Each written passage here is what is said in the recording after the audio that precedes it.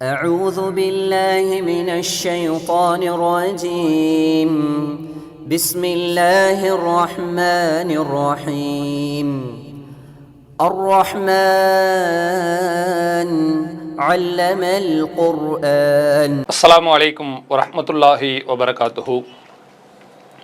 அன்புள்ள சகோதர சகோதரிகளே, பெரியோர்களே, தாய்மார்களே, தமிழ்நாடு தௌஹீத் ஜமாஅத் மாநில தலைமையின் சார்பாக வாராந்திர கேள்வி பதிலுக்கான இந்த வாரத்திற்கான கேள்விகளை நாம் தற்பொழுது பார்க்கவிருக்கிறோம்.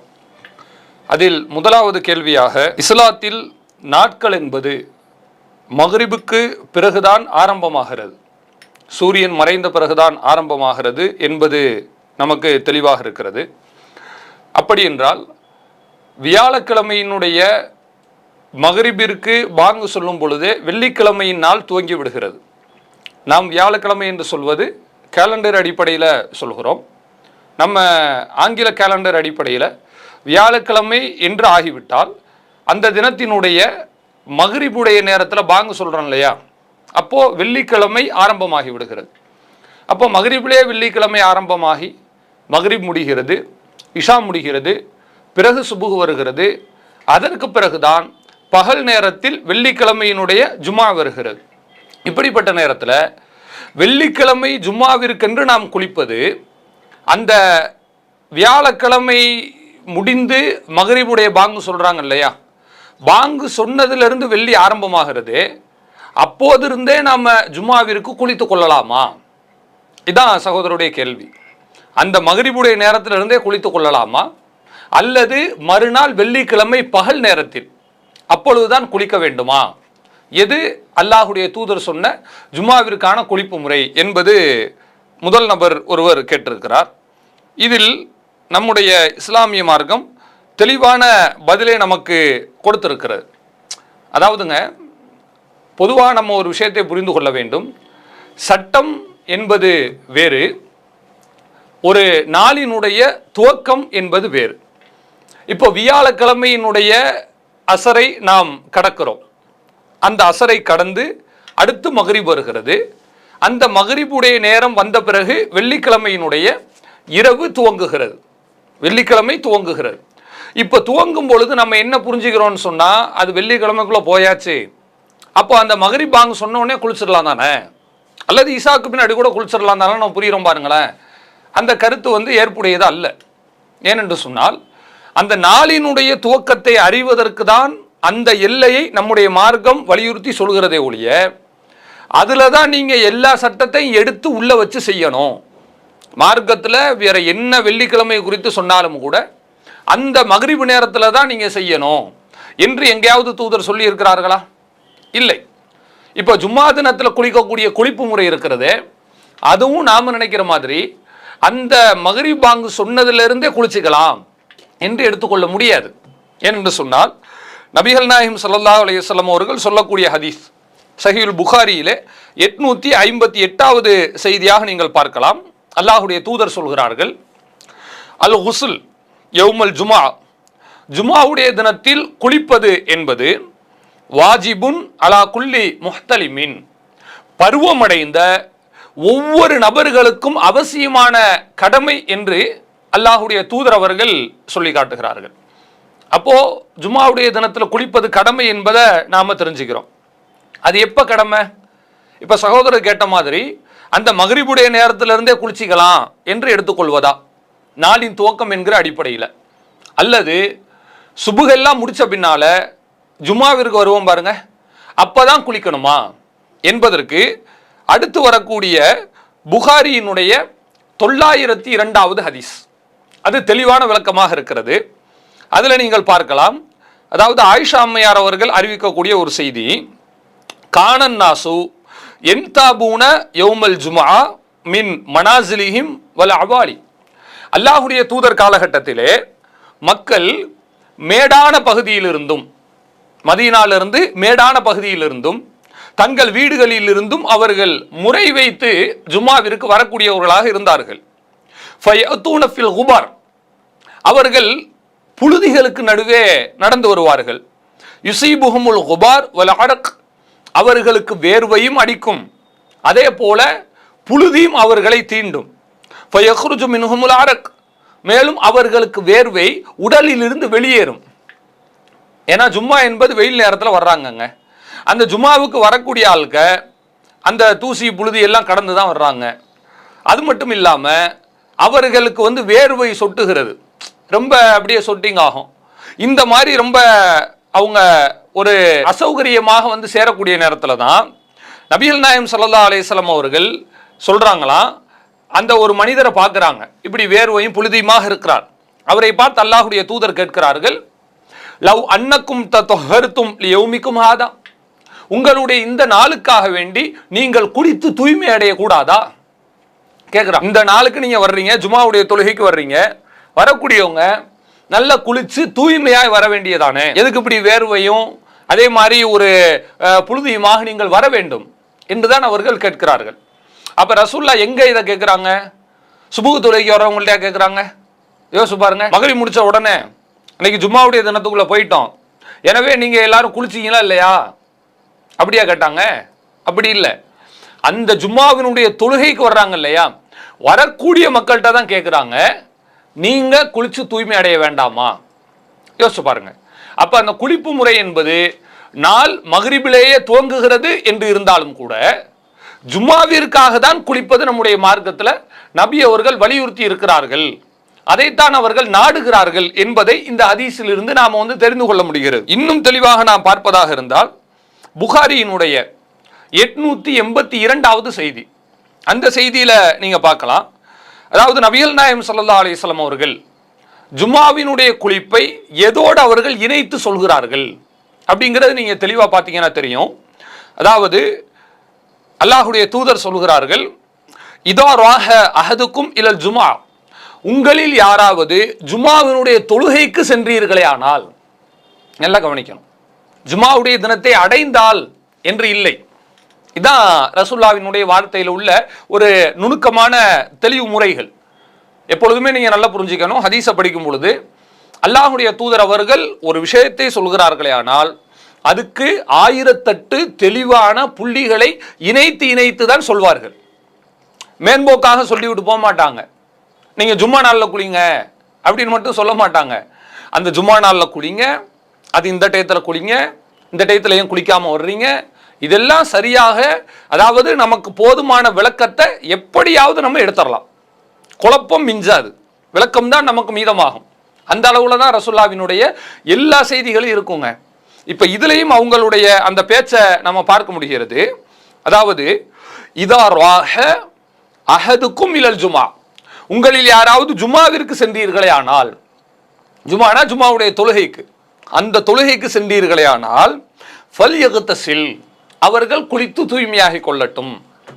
யோசிச்சு பாருங்க. அப்ப ரசூலுல்லாஹ் எதை நாடுறாங்க? ஜும்மாவுடைய தினத்துல அந்த தொழுகைக்கு வரும்போது நீங்க குளிங்க என்று அல்லாஹ்வுடைய தூதர் சொல்கிறார்கள். இது அல்லாமல் இன்னும் ஏராளமான செய்தி சொன்னால் அது சொல்லிக்கிட்டே போகலாம். அல்லாஹ்வுடைய தூதர் பல இடங்களிலே சொல்லி காட்டுகிறார்கள், யார் ஒரு மனிதன் ஜும்மாவுடைய தொழுகைக்கு குளித்து தூய்மை அடைந்து தன்னிடம் உள்ள நறுமணத்தை எடுத்துக்கொண்டு எண்ணெய் தேய்த்து அவர் ஜும்மாவுடைய தினத்தில் அமர்ந்து இமாமினுடைய பயானை மௌனமாக கேட்கிறாரோ என்றெல்லாம் அல்லாஹ்வுடைய தூதர் சொல்லக்கூடிய ஹதீஸை புகாரி, முஸ்லிம் போன்ற நூல்கள்ல நிரப்பமாக நம்மால் காண முடிகிறது. அப்ப இது அனைத்தும் எதை குறிக்கிறது? அந்த தொழுகைக்கு வரும்போது குளிப்பதை குறிக்கிறது என்பதை நம்ம புரிஞ்சுக்கணும். எனவே வெள்ளிக்கிழமை என்பது மக்ரிபுடைய நேரத்திலிருந்தே துவங்குகிறது, அதுல மாட்டுக்கருத்து அல்ல, அது சரிதான், அது நாளினுடைய துவக்கம். ஆனா சட்டம் என்ன? சட்டம் என்பது ரசூல் ஸல்லல்லாஹு அலைஹி வஸல்லம் ஜும்மா தொழுகைக்கு வரும்போது குளிப்பதைத்தான் அவர்கள் சொல்கிறார்கள். எனவே வெள்ளிக்கிழமையிலிருந்து துவங்குவதற்கு, குளிப்பதை நாம் எடுத்துக்கொள்வதற்கு நபி அவர்கள் வழிகாட்டியதாக எந்த செய்திகளையும் நம்மால் காண முடியவில்லை. அந்த ஜும்மாவிற்கு வரும் பொழுதும் ஜும்மாவினுடைய நேரத்திற்கு முன்பும் குளிப்பதைத்தான் நபிகள் நாயகம் ஸல்லல்லாஹு அலைஹி வஸல்லம் அவர்கள் கூறுகிறார்கள் என்பதை நம்ம புரிஞ்சுக்கணும். எனவே நாளின் துவக்கத்தையும் ஒரு குளிப்பினுடைய சட்டத்தையும் நாம் குழப்பிக் கொள்ளும் பொழுது தேவையற்ற ஒரு தடுமாற்றங்கள் வருவதற்கு வாய்ப்பு இருக்கிறது. இரண்டையுமே தனித்தனியாக பிரித்து பார்த்து அந்த குளிப்பு என்பது வெள்ளிக்கிழமையினுடைய ஜும்மாவினுடைய அந்த தொழுகைக்காக சொல்லப்படுகிறது என்பதை புரிந்து கொள்ள வேண்டும் என்பதுதான் சகோதரருடைய கேள்விக்கான பதில். அடுத்ததாக இரண்டாவது நபர் ஷஹீத் இப்னு ஷேக் தேவிப்பட்டினத்திலிருந்து கேட்டிருக்கிறார். அல்லாஹ் ஹலாலாக்கியதை ஹராமாக்குவதும் ஹராமாக்கியதை ஹலால் ஆக்குவதும் இறை மறுப்பு என்பதை புரிந்து கொள்ளும் வகையில் குர்ஆன் மற்றும் ஹதீஸ் இன் அடிப்படையில் விளக்கம் தரவும் என்று கேட்டிருக்கிறார். இது ஒரு நல்ல கேள்விதான். ஏனென்றால் இறை மறுப்பு, இறை நிராகரிப்பு என்பது நாம் நினைப்பது போல அந்த குஃப்ர் என்கிற இந்த வார்த்தை பதம் இருக்கு இல்லையா, இது ஏதோ ஒரு விஷயத்துக்கு மட்டும் இஸ்லாத்தில் பயன்படுத்தப்படவில்லை. பல்வேறு நிலைகளுக்கு அல்லாஹ் ரப்புல் ஆலமீன் பயன்படுத்துகிறான்.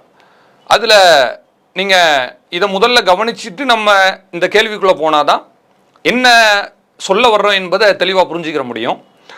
தன்னுடைய திருமறை குர்ஆனில் சூரா இப்ராஹிம் என்கிற அத்தியாயத்தில் 34வது வசனத்தில் அல்லாஹ் ரப்புல் ஆலமீன் குறிப்பிடுகிறான், வ ஆத்தாக்கும் மின் குல்லி மா சஅல்துமு, நீங்கள் கேட்ட அனைத்தையுமே அல்லாஹ் உங்களுக்கு கொடுத்திருக்கிறான்.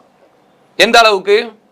ஒ இன்தஅது நிஅமத்தல்லாஹ், நீங்கள் அல்லாஹ்வினுடைய அருட்கொடைகளை, அல்லாஹ் உங்களுக்கு கொடுத்த அருட்கொடைகளை எண்ணி பார்த்தீர்கள் என்று சொன்னால் லா துஹ்ஸூஹா, உங்களால் எண்ணி முடிக்க முடியாது. இவ்வளோதான் அல்லாஹ் கொடுத்துருக்கிறான் அப்படின்னு எண்ணி முடிக்க முடியுமா? முடியாது.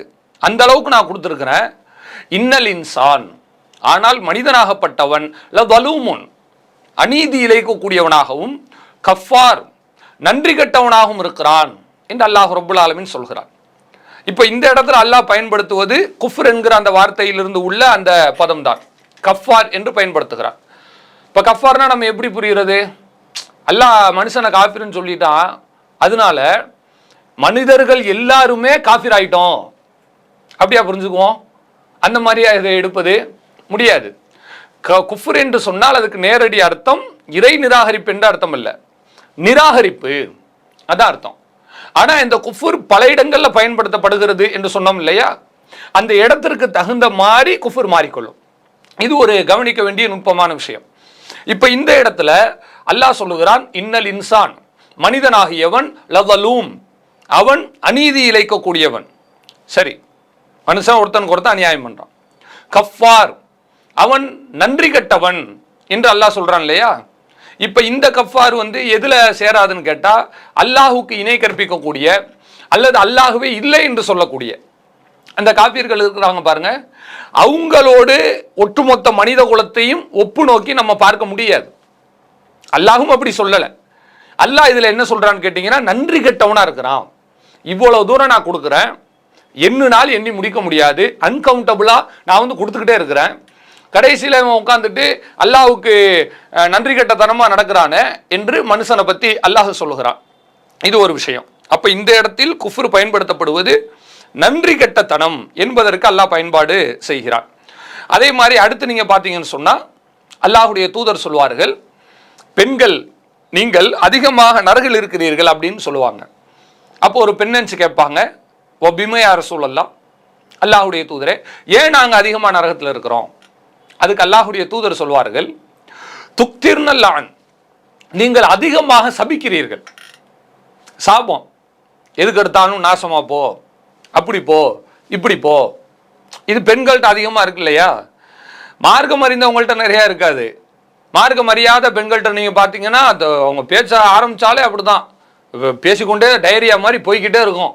நாசமா போ, அப்படி போ, கலிசல்ல போ, இப்படி போய்கொண்டே இருக்கும். இதை ஆண்கள் இப்படி பேசி பார்க்க முடியாது. ஆண்கள் யாராவது நாசமா போன்னு சொன்னால் என்ன செய்வோம்? நீ என்னப்பா நீ பொம்பளை மாதிரி திட்டிகிட்டு இருக்க அப்படின்னு கேட்க மாட்டோமா? அப்போ இது பெண்களுக்கு உரித்தான பண்பாகத்தான் உலக நியதியாகவே இருக்கு போல. ரசுல்லா காலத்திலேயே இப்படி அவங்க சொல்கிறாங்கன்னா பாருங்க. இதை ரசுல்லா முதல்ல சொல்லிடுறாங்க, இது வேற. அடுத்து அல்லாஹுடைய தூதர் சொல்கிறாங்க, தக்ஃபுர்னல் அஷீர், கணவனுக்கு நீங்கள் குஃப்ர் வைக்கிறீர்கள். கணவனுக்கு குஃப்ர் வைக்கிறீங்கன்னா என்ன அர்த்தம்? கணவனுக்கு போய் இறை நிராகரிப்பு செய்கிறாங்க அப்படின்னு அர்த்தம்? அது கிடையாது. அங்கேயும் குஃப்ர் தான் ரசூலுல்லாஹ் பயன்படுத்துகிறாங்க. அது என்ன குஃப்ர் தெரியுமா? கணவனே இல்லை என்று மறுப்பதல்ல. மறுப்பு குஃப்ர் என்றால் இறைவனுடைய நிராகரிப்பு என்று அந்த இடத்துல புரிய முடியாது. தக்ஃபுர்னுல் அஷீர், கணவனை நீங்கள் மறுக்கிறீர்கள்னு சில பேர் பொருள் செய்கிறாங்க. அது சரியான பொருள் அல்ல. தக்ஃபுர்னுல் அஷீர் என்று சொன்னால் கணவனுக்கு நீங்கள் நன்றி மறந்து நடக்கிறீர்கள். அதுதான் முதல் வசனத்தில் நம்ம சொன்னோம் இல்லையா, சூரா இப்ராஹிம் வசனத்தில், மனிதன் வந்து காஃபிரா இருக்கான்னு சொன்னா மனிதன் எல்லாருமே அல்லாஹ்வுக்கு மறுத்துக்கிட்டு உட்காந்துட்டு இருக்கிறான் அப்படின்னு அர்த்தம் கிடையாது. அல்லாஹ்வுடைய நன்றிக்கு இவன் வந்து விசுவாசம் இல்லாமல் நடக்கிறான்னு நம்ம சொன்னோம் இல்லையா. அதே மாதிரி கணவன் எவ்வளவுதான் செஞ்சாலும் கூட கடைசியில அவனுக்கு நன்றி மறந்து நடக்கிறாங்க பாருங்க. அதைத்தான் அல்லாஹ்வுடைய தூதர் இந்த இடத்துல குஃப்ர் என்று சொல்லி காட்டுவதை நம்ம பார்க்கிறோம். எனவே இந்த குஃப்ர் என்ற வார்த்தை வந்து பல அர்த்தங்களில் பயன்படுத்தப்படுகிறது. இந்த விளக்கத்தை புரிஞ்சுக்கிட்டு இந்த புள்ளியில தான் நீங்க கேட்கக்கூடிய கேள்வியை நம்ம வந்து இணைச்சு பார்க்கணும். இந்த புள்ளியில இணைச்சாதான் நமக்கு தெளிவா புரியுங்க. இப்ப நீங்க கேட்ட கேள்விக்கு வரலாம். என்ன கேட்குறாங்கன்னு சொன்னா, ஹலால ஹராமாக்கி ஹராம ஹலாலாக்கி ஒரு மனிதன் தன்னுடைய காரியத்தை செய்கிறான் என்று சொன்னால் இது குஃப்ர் என்று சொல்வதற்கு என்ன ஆதாரம் கேட்கிறான். நல்ல கேள்வி. அதாவது அல்லாஹ் ரப்புல் ஆலமீன் தன்னுடைய திருமறை குர்ஆனிலே அவன் தெளிவாக சொல்லுகிறான். சூரா தௌபா 9வது அத்தியாயம் 37வது வசனத்திலே நீங்கள் பார்க்கலாம். மக்கத்து காஃபிர்கள் இருக்காங்கல்ல, அவங்கள்ட்ட உள்ள ஒரு பழக்க வழக்கத்தை குறித்து அல்லாஹ் சொல்லி காட்டுகிறான். இன்னமன் நஸீஉ ஜியாதத்துன் ஃபில் குஃப்ர். அதாவது மாதங்களினுடைய புனிதங்களை தள்ளி போடுவது என்பது அது இறை நிராகரிப்பை அதிகப்படுத்தக்கூடியதாக இருக்கிறது. ஒரு மாதம் புனித மாதம் என்று அல்லாஹ் சொல்கிறான். குர்ஆன்லயே அல்லாஹ் சொல்லி இருக்கிறான், அஷ்ஷஹருல் ஹராமு பிஷ்ஷஹரில் ஹராமி. புனித மாதத்திற்கு நிகர் புனித மாதம் தான், அதை நீங்க மாற்றக்கூடாது. நம்முடைய இஸ்லாத்துல 4 மாதங்கள் புனித மாதம் என்று மார்க்கத்தில் சொல்லப்பட்டிருக்கிறது. முஹர்ரம், துல்கஅதா, துல்ஹஜ், அதே மாதிரி ரஜப் மாதம். இந்த 4 மாதங்கள் புனித மாதம் என்று அல்லாஹ்வுடைய தூதர் தெளிவாக புகாரி போன்ற நூல்கள் இடம்பெறக்கூடிய ஹதீஸ்கள்ல அவங்க சொன்னதை நம்ம பார்க்கிறோம். இதுல மாட்டு கருத்து இல்லை. ஆனா மக்கத்து காஃபிர் என்ன செய்வான் தெரியுமா, இந்த 4 மாதம் புனித மாதம் வருது பாருங்க, இது நமக்கு மட்டும் இல்லை, ரசூலுல்லாஹ்க்கு முன்னாடியே அன்றைக்கு இருந்த அந்த மக்கத்து காஃபிர்களுமே இதை கடைபிடிக்கக்கூடியவர்களாக தான் இருந்தார்கள். அந்த மக்கத்து காஃபிர்கள் என்ன செய்வான்னு கேட்டீங்கன்னா, கரெக்டா ஃபாலோ பண்ணிக்கிட்டே வருவான். வரும்போது இந்த 4 மாதத்துல போர் செய்வதை இஸ்லாம் தடுத்திருக்கிறது. இஸ்லாத்துக்கு முன்னாடி அப்படிதான் மக்கத்து காஃபிர்களும் 4 மாதம் புனித மாதம், புனித மாதத்துல ரமலான் வராது, இந்த நம்ம முன்னாடி சொன்ன 4 மாதம் புனித மாதம், அதுல போர் செய்வது தடுக்கப்பட்டிருக்கிறது என்பது அவங்களுக்கு தெரியும். இருந்தால் என்ன செய்வான் தெரியுமா, அவங்க வந்து போர் செய்வது தேவை என்கிற சூழ்நிலை வந்து விட்டால் இந்த மாசத்துல போர் செய்யற மாதிரி சூழ்நிலை வந்தா போர் செஞ்சிருவான், புனிதத்தை கெடுத்துருவான். இப்போ புனிதத்தை கெடுத்துட்டு இப்போ அந்த புனிதத்தை பால்படுத்திட்டான் இல்லையா, இதுக்கு என்ன பிராயச்சித்தம் செய்வான் தெரியுமா, வேற ஏதாவது ஒரு மாசத்தை எடுப்பான். புனித மாதம் அல்லாத ஒரு மாசத்தை எடுத்து இந்த மாசத்தை நாங்க வந்து புனித மாதமா வச்சுக்கிறோம், இவனா போஸ்ட்போன் பண்றது. இப்படி மார்க்கத்தில் பண்ணலாமா? இதைத்தான் அல்லாஹ் வந்து கடுமையா சாடுறான்.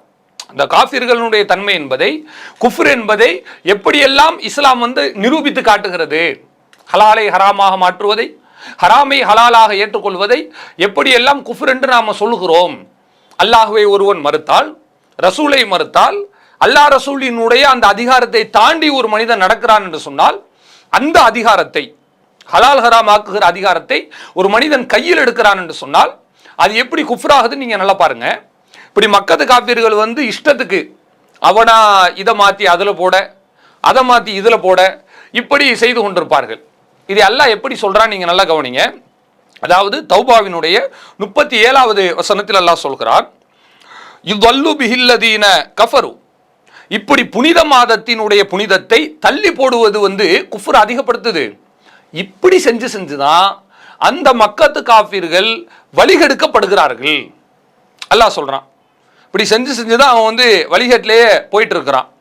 அப்படி வழிகேட்டில் போறது எப்படி போறாங்க, எப்படி குஃப்ர்ல அந்த காஃபிர்கள் போகிறார்கள். யுஹில்லூனஹு ஆமன், ஒருவரிடம் அந்த புனித மாதத்தை ஹலால் என்று சொல்கிறார்கள். இவங்க என்ன செய்யறாங்க, அதை கரெக்டா அந்த இதுல இருக்கட்டும் அப்படின்னு சொல்றான். வயுஹர்ரிமூனஹு ஆமன், இன்னொரு வருடத்துல அதையே ஹராம் என்று சொல்கிறார். அல்லாஹ் அப்படியா சொல்லியிருக்கான், போன வருஷம் உங்களுக்கு இந்த மாசம் புனித மாதம், அடுத்த வருஷம் இந்த மாசம் புனித மாதம், அதுக்கு அடுத்த வருஷம் இந்த மாதம் புனித மாதம், இப்படி பிரிச்சு அல்லாஹ் சொல்றான். புனித மாதம்னா புனித மாதம் தான். அஷ்ஷஹருல் ஹராம் பிஷ்ஷஹரில் ஹராம், புனித மாதத்திற்கு நிகர் புனித மாதம் தான். வேறு மாதத்தை நம்ம கொண்டு வந்து அதில் ஒட்ட வைப்பது அது மார்க்கத்தில் ஏற்புடையது அல்ல. அப்படிதான் அல்லாஹ் சொல்லியிருக்கிறான். ஆனா இவன் என்ன பண்றான் தெரியுமா, ஒரு வருஷம் இதை புனிதம்னு சொல்றான், இன்னொரு வருஷம் அதை புனிதம்னு சொல்றான்.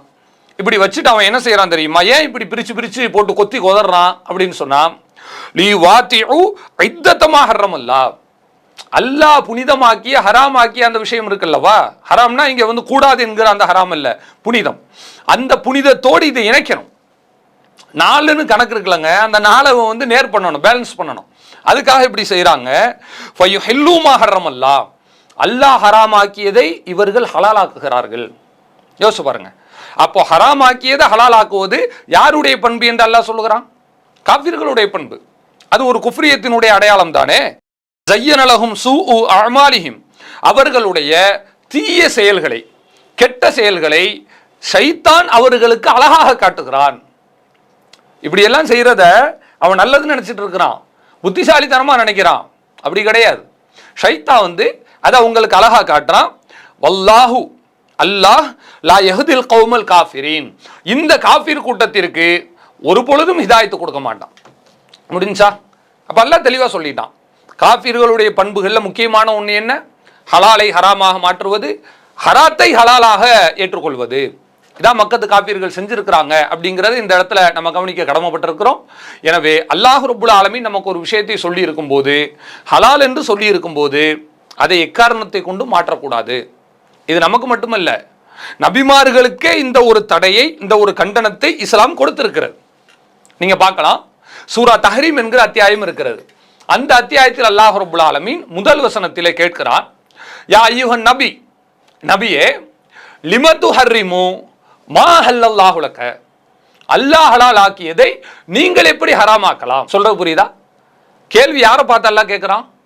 நம்மை போன்ற சாதாரண மனிதனை பார்த்தா இல்லை, ஒரு நபியை பார்த்து கேட்கிறான். நபிமார்களுக்கு அல்லாஹ் ஒன்றை ஹலாலாக்கி இருக்க அதோடு சேர்த்து இவர்கள் ஹராம் என்று கூறுகிறார்களா? அல்லாஹ் ஹலாலாக்கியது இவங்க ஹராமாக்குறாங்களா? அங்க பிடிச்சிடறான் அல்லாஹ். அப்படி செய்ய முடியாது. உங்களுக்குள்ள வரம்பு நீங்கள ஹராமாக்கிக்கலாம், நான் ஹலாலாக்குனதை திருப்பி மறுத்து ஹராமாக்குகிற அதிகாரம் உங்களுக்கே கிடையாது என்று அல்லாஹ் சொல்லுகிறான் என்றால் இது எவ்வளவு தெளிவா இருக்குதுன்னு பாருங்க. அப்ப இதை மீறி ஒரு மனுஷன் வந்து இஷ்டத்துக்கு அது ஹலால் இது ஹராம், அல்லாஹ் சொன்னாலும் நாங்க எல்லாரும் கூடி பேசி இப்படி மாத்திடுறோம், இப்படி எல்லாம் சொல்றது இது குஃப்ரியினுடைய வெளிப்பாடு தானே. இது கண்டிப்பா மார்க்கத்தில் வன்மையாக கண்டிக்கப்படக்கூடிய ஒரு விஷயம். எனவே மக்கத்து காஃபிர்கள் என்பவர்கள் காஃபிர்கள் என்று பெயர் சொல்லி அழைக்கப்படுவது, அவர்கள் அல்லாஹ் இல்லை என்று மறுத்தார்கள் என்பது மட்டுமல்ல, இந்த மாதிரி அல்லாஹ் ஹலால் ஆக்கியதை இஷ்டத்திற்கு மாற்றிக்கொண்டார்கள், அல்லாஹ் ஹராம் ஆக்கியதை பேணாமல் நடந்து கொண்டார்கள். இஸ்லாத்தினுடைய அந்த புனித தன்மையை அவர்கள் சிதைத்து விட்டார்கள் என்பதுதான். எனவே ஹலால் ஹராம் என்பதை மாற்றி மாற்றி செய்வது என்பது அது இஸ்லாத்தினுடைய அடிப்படைக்கு மாற்றமானது என்பதை சகோதரருடைய கேள்விக்கு இந்த வசனங்களின் ஊடாக ஆதாரபூர்வமாக நாம் பதிலை அளித்துக் கொள்கிறோம். அடுத்ததாக அகமது மீரான், நெல்லை மாவட்டம் பேட்டை பகுதியிலிருந்து கேட்டிருக்கிறார். அவருடைய கேள்வி, நம் ஜமாத்தில் செய்யும் சமூக பணிகள், இரத்த தான முகாம்கள், நிலவேம்பு கசாய விநியோகம் மற்றும் மருத்துவ முகாம்கள், இது போன்ற நிகழ்ச்சிகளை சமூக வலைதளங்கள் மற்றும் பத்திரிகைகள் ஊடாக நாம் பல விளம்பரங்களை செய்கிறோம். இப்படி விளம்பரப்படுத்துவது கூடுமா? ஏனெனில் அது ஒரு வணக்கம் தானே. அந்த வணக்கத்தை விளம்பரப்படுத்துவது கூடாது என்ற இருக்கையில் இது எப்படி சரியாக இருக்கும் என்பது அவங்களுடைய கேள்வி. இது ஒரு தேவையான இன்றைக்கு சமுதாய மக்கள் மத்தியில் உள்ள ஒரு கேள்விதான். அதாவதுங்க, நல்லா நம்ம புரிஞ்சுக்கணும், விளம்பரத்திற்காக செய்வது வேறு, மக்களிடத்தில் ஒரு முன்மாதிரிக்காக வேண்டி, மக்களிடத்தில் நம்பகத்தன்மைக்காக வேண்டி செய்வது வேறு. அல்லாஹ் ரப்புல் ஆலமீன் இரண்டையுமே நமக்கு மார்க்கத்தில் சொல்லி காட்டுகிறார். அதாவது சூரா அல் பக்ராவினுடைய 271 அந்த வசனத்தில் நீங்கள் பார்க்கலாம், இன் துபுது சதகாத், நீங்கள் தர்மங்களை வெளிப்படையாக செய்தீர்களேயானால் ஃபனி இம்மாஹி, அது சிறந்தது தான், தவறு கிடையாது. ஒயின் துஹ்ஃபூஹா, அதை நீங்கள் ரகசியமாக செய்தால், வதுஹல் ஃபுக்ரா, மேலும் ஏழ்மையானவர்களுக்கு ஏழைகளுக்கு வழங்கினால், ஃபஹுவ ஹைருன் லக்கும், அது உங்களுக்கு சிறந்தது என்று அல்லாஹ் சொல்லி காட்டுகிறான். அப்போ நாம் ரகசியமாக செஞ்சாலும் சிறப்பு தான், வெளிப்படையாக செய்தாலும் அது சிறப்பு தான், தப்பு கிடையாது. நன்மை வந்து ரகசியமாக செய்வதற்கு தான் அதிகம். இது யாருக்கு? தனிப்பட்ட மனிதனுக்கு. ஒரு சமுதாயமாக சேர்ந்து நம்ம வந்து உதவி செய்கிறோம்னு வச்சுக்கோங்க, அப்போ போய் ரகசியமாக கூப்பிட்டு எப்படி செய்ய முடியும் சொல்லுங்க? இப்போ ஒரு ஜமாத்தா 100 பேர் சேர்ந்து வசூல் பண்ணுறோம் பணத்தை, வசூல் பண்ணி நாங்கள் ரகசியமாக செஞ்சுக்கிறோம், வெளிப்படையாலாம் செய்யலை அப்படின்னு சொல்லிட்டு, எங்கப்பா செஞ்சீங்க, நாங்கள் ரகசியமாக செஞ்சுட்டோம் அப்படின்னு சொன்னால் இது நம்பகத்தன்மைக்கு உகந்ததா? யோசிச்சு பாருங்க. அப்படி செய்ய முடியாது. நபிகள் நாயகம் ஸல்லல்லாஹு அலைஹி வஸல்லம் அவர்களே எப்படி நமக்கு அவர்கள் வழிகாட்டி தருகிறார்கள் என்றால், அதாவது நாம் பொதுமக்கள்கிட்ட வசூல் பண்ணி நம்ம செய்யக்கூடிய நேரத்தில் எல்லாருக்கும் தெரிகிற மாதிரி தான் செய்ய முடியும். அது தப்பாக செய்கிறதும் அதில் உண்டு. ஆனால் தப்பு இல்லாமல் சரியாக செய்கிறது எப்படி, அதை ரசூலுல்லாஹ் நமக்கு தெளிவாக கற்று தந்திருக்கிறாங்க. அந்த நுணுக்கத்தை ரசூலுல்லாஹ் பிரித்து தான் செஞ்சுருக்கிறாங்க. நீங்கள் பார்க்கலாம், முஸ்லீம் போன்ற நூல்கள் இடம்பெறக்கூடிய செய்தி. அதாவது நபிகள் நாயகம் ஸல்லல்லாஹு அலைஹி வஸல்லம் அவர்கள்ட்ட ஒரு மனிதர் கேட்கிறார், ஆடு போன்ற விஷயங்களை கேட்குறாரு. ரசூலுல்லாஹ் கொடுத்துட்றாங்க. கொடுத்த பின்னாடி அந்த மனிதர் இருக்கார் இல்லையா, அவர் முஸ்லீம் இல்லாதவர் போல. அவர் என்ன செய்கிறாருன்னு கேட்டிங்கன்னா, வெளியில் மற்ற தன்னுடைய சொந்தக்காரங்கள்ட்ட போயிட்டு தன்னுடைய பகுதி மக்கள்கிட்ட போய் சொல்லுகிறார், யா கௌம், என்னுடைய கூட்டமே, அஸ்லிமு, எல்லாரும் இஸ்லாத்தில் போய் சேருங்க. ஏன் இஸ்லாத்தில் சேரணும்? ஃபைன்ன முஹம்மதன் யுஅத்தி அத்தான், முஹம்மது வாரி வாரி கொடுக்கிறார். லா யக்ஷல் ஃபாக்கா, அவர் வறுமையை பற்றி பயப்படுறதே கிடையாது. யோசிச்சு பாருங்க. அப்போ ஒரு மனிதர் ஆடு போன்ற விஷயங்களை ரசூலுல்லாஹ்ட்ட கேட்கிறார். ரசூலுல்லாஹ்வும் கொடுத்துட்றாங்க. கொடுத்த பிறகு என்ன நடக்குதுன்னு சொன்னால், அவர் தன்னுடைய சமுதாய மக்கள்கிட்ட போயிட்டு சொல்கிறார், யா கௌமி, என்னுடைய சமுதாயமே, அஸ்லிமு, எல்லாரும் இஸ்லாத்தில் போய் சேருங்க.